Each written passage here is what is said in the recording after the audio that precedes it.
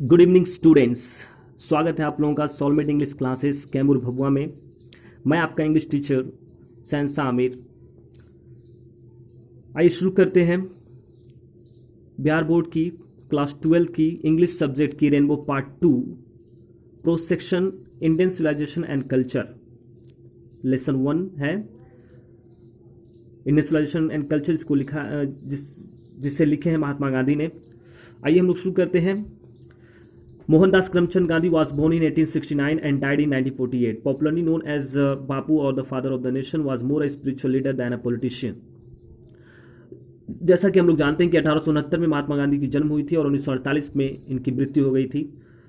हम सभी इनको बापू के नाम से या राष्ट्रपिता के नाम जानते हैं और ये एक राजनीतिक नेता की अपेक्षा एक स्पिरिचुअल लीडर ज़्यादा फेमस थे। He successfully used truth and non-violence as the chief weapons against the British rule in India and helped India gain independence. इन्होंने बहुत ही सावधानीपूर्वक और बहुत ही सफलतापूर्वक भारत की आज़ादी के लिए एक सबसे अच्छा हथियार सत्य और अहिंसा का अंग्रेजी हुकूमत के खिलाफ इन्होंने उपयोग किया और इसी के माध्यम से हमें आज़ादी मिली।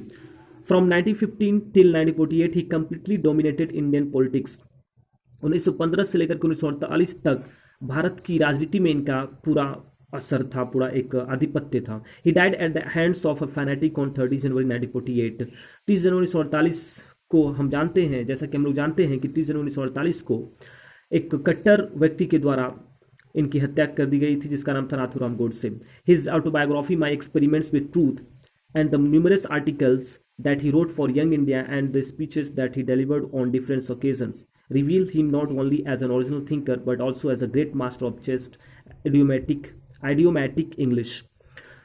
जैसा कि हम जानते हैं कि इनकी जो ऑटोबायोग्राफी है माई एक्सपेरिमेंट टूस इन्होंने लिखा है और इसके अलावा असंख्य इन्होंने आर्टिकल्स लिखे हैं। यंग इंडिया इनकी जो एक पत्रिका थी उसके लिए भी ये लिखते रहे हैं और बहुत सारे ओकेजन्स पे, मतलब बहुत सारे अवसरों पर इन्होंने अनेकों स्पीचेस दिए हैं और ये ऐसा माना जाता है कि इनकी बातों से और इनकी लिखावट से, इनकी लेखों से ऐसा माना जाता है कि एक अच्छे थिंकर रहे हैं। In the following extract Indian civilization and culture, Gandhiji talks about the sound foundation of Indian civilization which has successfully withstood the passage of time. इस एक्सट्रैक्ट में, एक्सट्रैक्ट का मतलब होता है यानी जिस किसी बड़े भाग से ली गई छोटा सा अंश जो होता है उसको हम लोग एक्सट्रैक्ट बोलते हैं। भारतीय सभ्यता और संस्कृति, गांधी जी इस बारे में बात करते हैं कि हमारी जो सभ्यता है ये पूरी तरह से सक्सेसफुल यानी सफल रही है। The western civilization which has the tendency to prevalence materiality can not match the Indian civilization that elevates the moral being. इन्होंने पश्चिमी सभ्यता और हमारी सभ्यता से इसकी तुलना की है और इन्होंने बताया कि किस तरीके से हमारी सभ्यता पूरी तरह से एक इनक्रेडिबल अतुलनीय रही है। आइए शुरू करते हैं इसके ऐसे को, इनकी बातों को, महात्मा गांधी की बातों को हम लोग शुरू करते हैं। देखिए क्या बात है। पैराग्राफ वाइज हम लोग इसकी बातों को समझेंगे, आप इसको ध्यानपूर्वक समझेंगे और जो भी दिक्कत होगा आप उसको कमेंट बॉक्स में लिखेंगे। Indian civilization culture, I believe that, paragraph number 1, I believe that the civilization India has evolved is not to be beaten in the world. Mahatma Gandhi कहते हैं कि मेरा भरोसा है कि हमारी जो सभ्यता है वो पूरे वर्ल्ड में अनबीटेबल है, मतलब उसको कोई तोड़ नहीं सकता है। Nothing can equal the seed sown by our ancestors, जो हमारे पूर्वजों के द्वारा जो बीज बोया गया है हमारी सभ्यता का, उसका कोई इक्वालिटी नहीं है, उसकी कोई समानता नहीं है पूरे वर्ल्ड में। रोम वेंट, रोम चला गया। Greece shared the same fate, मतलब ग्रीस का भी वैसा ही हाल हुआ। The might of the Pharaohs was broken, और जो मिस्र के जो राजा थे जिनका नाम रहता था फराओ कहा जाता था, उनकी भी रीढ़ की हड्डियां टूट गई, यानी वो भी नेस्तनाबूद हो गए। Japan has become westernised of China, nothing can be said. Japan का हाल ऐसा हुआ कि वो वेस्टर्नाइज हो गया, यानी पश्चिमीकरण उसका हो गया, यानी वो उसकी जो अपनी सभ्यता थी वो बदल गई, खो गई, यानी उसने वक्त के साथ तबादला कर दिया, एक तरह से मौका परस्ती कर सकते हैं इसको।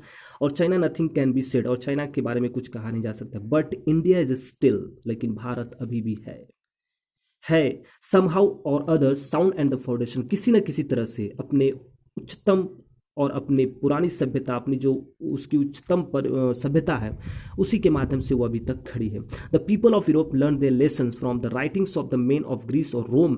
हमारे जो यूरोप के जो लोग हैं उन्होंने ग्रीस और रोम से, उनके लेखन से कुछ चीज़ों को सीखना चाहा, which exist no longer in their former glory, जो कि पूरी तरह से उनके पहले के ग्लोरी यानी उसके सम्मान, उनकी शान शौकत से कोई मैच नहीं खाता था। In trying to learn from them, उनसे सीखने की कोशिश में the Europeans imagine that they will avoid the mistakes of Greece and Rome, उन्होंने सोचा कि ग्रीस और रोम की जो गलतियां हैं उसको इग्नोर कर देंगे। Such is their pitiable condition, यह उनकी बहुत ही दयनीय स्थिति रही है। In the midst of all this, इन सब के बीच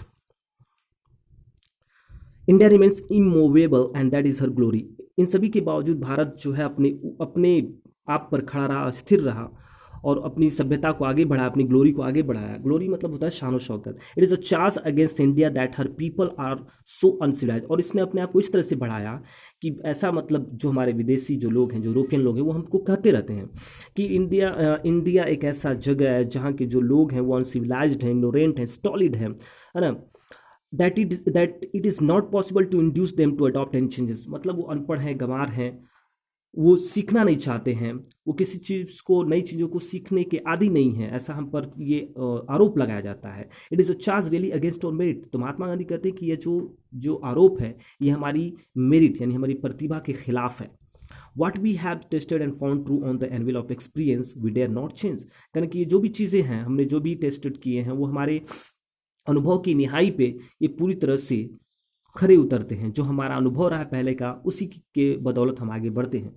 we have not change, many thrust their advice upon India and she remains steady, this is her beauty, it is the sheet anchor of our shawl, यानी कि हमारे ऐसा नहीं कि हमें बदलने की हिम्मत नहीं है, हम बदलते हैं, लेकिन हम अपनी पूरी पुरानी जो हमारी सभ्यता है, जो हमारी उच्चतम सभ्यता है, उस सभ्यता को हम छोड़ते नहीं हैं, जैसा कि और देशों ने किया है। इसलिए ये इंडिया जो है, और जो लोग दूसरे लोग जो कहते हैं, पूरी तरह से एकदम स्टडी है, आगे बढ़ती रहती है, यही इसकी खूबसूरती है और यही हमारा एक आशा का एक आधार रहा है। Civilisation is that, paragraph number 3, civilisation is that mode of conduct which points out to man the path of duty. Civilisation एक ऐसी यानी सभ्यता एक ऐसी चीज़ है जो लोगों को बताती है कि उनका कर्तव्य का रास्ता कैसा रहेगा। Performance of duty and observance of morality are convertible terms, जो हमारी जो कर्तव्य के जो पहलू हैं, हमारी जो ऑब्जर्वेंस ऑफ मोरालिटी है, जो हमारी नैतिकता है, वो एक अपरिवर्तनीय टर्म्स है, नियम है, जो हम नहीं बदल सकते उसको। मतलब जो हमारे पूर्वजों ने जो हमें सिखाया है अच्छी बातें, हम उसको बदलने के लिए तत्पर नहीं होते हैं। To observe morality is to attain mastery over our minds and our passions, so doing we know our self, the Gujarati equivalent for civilization means good conduct. इन सभी अपनी टू ऑब्जर्व मोरालिटी, हमने अपनी नैतिकता को जांच करके हमने जाना कि हमारी जो अपनी जो मन, हमारा जो मन है वो पूरी तरह से एक अपने सभ्यता को पाने की लालसा हमेशा रखता रहा है। और so doing we know our self, ऐसा हम लोग करते हैं क्योंकि हम अपने आप को जानते हैं। जहाँ तक महात्मा गांधी आप जानते हैं कि गुजरात के थे, उन्होंने गुजराती यहाँ सभ्यता के बारे में बात की है। गुजरातियों की जो अपनी सभ्यता है, वो सबसे अच्छी बात यह है कि वो गुड कंडक्ट यानी अच्छी नीति और अच्छे आचरण को वो लोग मानते हैं। Paragraph number 4, if this definition be correct then India, अगर ये परिभाषा अगर सही है, then India as so many writers have shown has nothing to learn from anybody else and this is as it should be. अगर यही परिभाषा है सभ्यता की, तो जैसा कि और लोगों ने दुनिया के, हमारे हिंदुस्तान के बारे में लिखा है, has nothing to learn from anybody else, मतलब हिंदुस्तान के जो लोग हैं वो किसी दूसरे से नहीं सीखते हैं, and this is as it should be, तो और ये है ऐसा। Paragraph number 5, we notice that the mind is a restless bird, जैसा कि हम जानते हैं कि हमारा जो मन है, हमारा जो हृदय है, वो एक रेस्टलेस बर्ड है, यानी रेस्टलेस बर्ड मतलब बेचैन पक्षी की तरह है। The more it gets the more it wants, जैसा कि हम लोग जानते हैं कि इंसान के जीवन में अगर जितना कुछ मिलता है उससे अधिक कहीं वो पाना चाहता है, ठीक है। एंड स्टिल रिमेन्स अनसेटिस्फाइड, और वो फिर भी जितना उसको मिलता है फिर भी वह क्या होता है, वो अनसेटिस्फाइड, असंतुष्ट रहता है। The more we indulge in our passions the more unbridled they become. Our ancestors therefore as set a limit to our indulgence. They saw that happiness was largely a mental condition. The more we indulge in our passion. जैसा कि हम अपनी विलासिता के जीवन में, जैसा कि हम लोग आगे बढ़ते हैं और जैसा हम लोग बन जाते हैं, हमारे पूर्वजों ने कहा है कि हमारे पूर्वजों ने ऐसी लालसा और ऐसी विलासिता के जीवन को दूर रखने के लिए दे saw that happiness was largely a mental condition. उन्होंने बताया कि किस तरीके से जो खुशी है वो एक मेंटल कंडीशन है, मतलब एक आदमी की आंतरिक जो भावनाएं होती हैं उसी के आधार पे इंसान को सच्ची खुशी मिल सकती है।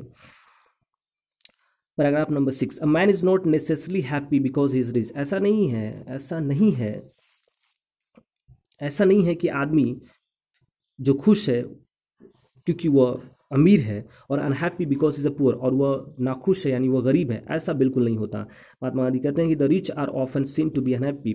हमने देखा है कि अमीर लोग भी बहुत नाखुश होते हैं, दुखी होते हैं। The poor to be happy, गरीब लोग ज़्यादा खुश होते हैं। Millions will always remain poor. अनेक लाखों लोग काफ़ी गरीब हैं। Observing all this our ancestor dissuaded us from luxuries and pleasures. जैसा कि हमने देखा है कि हमारे जो पूर्वज थे उन्होंने इसलिए इन सब बातों को देखते हुए कि जो ऐसा नहीं कि जिसके पास बहुत पैसा है वो खुश है, यानी जो अमीर है वो खुश है और जो गरीब है वो नाखुश है, ऐसा नहीं है। देखा गया कि जो खुश रहना चाहता है, चाहे वो अमीर हो चाहे वो गरीब हो, वो खुश रह सकता है अगर उसके अंदर सेटिस्फैक्शन हो, संतुष्टि हो। तो इसलिए हमारे पूर्वजों ने हमें लग्जरीज और हमारी जो खुशी, जो हमारी चाहत और जो हमारी विलासिता की ज़िंदगी जो थॉट था उससे उन्होंने हमें काफ़ी दूर रखा। We have manage with the same kind of love as existed thousands of years. इसलिए हम लोग जो हज़ारों साल पहले जो हमारे पूर्वजों ने जो हमारे लिए जो एक आइडियोलॉजी जो बना करके रखा, हम लोग उसी का हल चला रहे हैं। प्लक मतलब हल होता है। We have retained the same kind of cottage that we had in former times and our indigenous education remains the same as before. जैसा कि हम लोग जानते हैं कि हम लोग पहले की तरह ही अपने उसी ज़िंदगी में आगे बढ़ रहे हैं, और हम अपनी स्वदेशी जो हमारी जो शिक्षा है, इंडिजीनियस एजुकेशन का मतलब होता है स्वदेशी शिक्षा, उसे हम अभी तक बरकरार रखे हुए हैं। We have had no system of life corroding competition. हमारे हमारे अंदर एक जीवन भ्रष्ट जो प्रतियोगिता है उसकी लाइफ कोरोडिंग कंपटीशन का मतलब है जीवन भ्रष्ट प्रतियोगिता, वो हमारे अंदर नहीं है। Each followed his own occupation or trade and chance at regular base. सभी लोग अपने अनुसार अपने व्यवसाय और मजदूरी का ये विकल्प लिए हुए हैं, उसका एक पायदान बनाए हुए हैं। It was not that we did not know how to invent machinery. ऐसा नहीं कि हम लोग मशीन का आविष्कार करना नहीं जानते, but our forefathers knew that if we set our hearts after such things we would become slaves and lose our moral fiber। क्योंकि हमारे पूर्वज लोग जानते थे कि अगर हम लोग अपने मन को अगर मशीन की आविष्कार में अगर लगा देते हैं तो हमारे अंदर की जो हार्ड वर्क है, जो हमारे अंदर की जो एक कैपेसिटी है वो ख़त्म हो जाएगी, और हम एक तरह से गुलाम हो जाएंगे, और हमारे अंदर की जो नैतिकता है वो भी खत्म हो जाएगी। They therefore after due deliberation decided that we should only do what we could with our hands and feet. इसलिए उन्होंने ये निर्णय लिया कि हम लोग वही करेंगे जो हम अपने हाथ और पैरों से कर सकते हैं। दे saw that our real happiness and health consisted in a proper use of our hands and feet. उन्होंने देखा कि हमारी जो सच्ची खुशी है वो हमारे हाथ पैर चलाने में है, ना कि मशीनों के साथ गुलामी भरी जिंदगी जीने में है। Is that clear? चलिए paragraph number 7। They further reason that large cities were a snare and a useless encumbrance and that people would not be happy in them।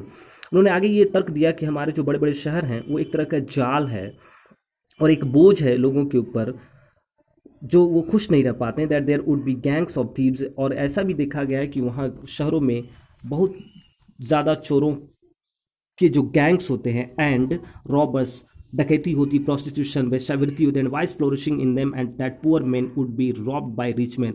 और बहुत ही गलत बुराइयां होती हैं जिससे जैसे पता चलता है कि अमीर लोग गरीबों को लूटते रहते हैं। They were therefore satisfied with small villages. इसलिए वे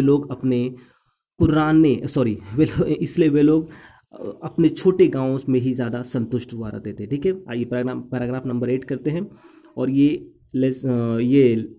लिटरेचर का lesson part 1, Indian solution culture का ये पार्ट 1 ये रहेगा। पार्ट 2 मैं आपको कल इसका वीडियो बना के अपलोड करूंगा।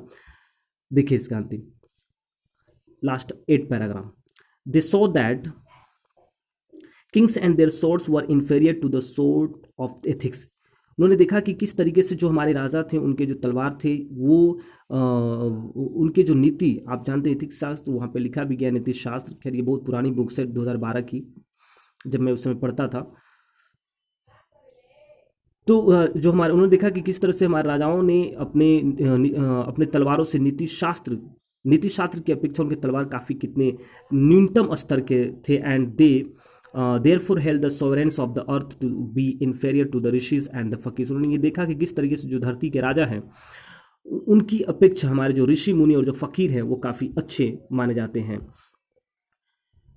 क्योंकि आप लोगों को पता ही है, जो राजा, जितने भी राजा हुए हैं, किसी न किसी तरह से वो अत्याचार कहीं ना कहीं हुआ है। भले ही हम लोग कुछ अच्छी बातें पढ़ते हैं, लेकिन जब आप उसको अंदर तक जाएंगे तो आपको भी बहुत सारी अच्छी रोचक बातें, है ना, एक झटका देने वाली बातें आपको पता चलेगी। ये झूठ बात नहीं, आप उसको सर्च कर सकते हैं। A nation with a constitution like this is fitter to teach others than to learn from others। करके एक जो राष्ट्र है जो बिना कंस्टिट्यूशन के अगर साथ हो तो वो किसी टू टीच अदर्स, जो दूसरों को सिखा सकता है, than to learn from others, और दूसरों से सीख भी सकता है।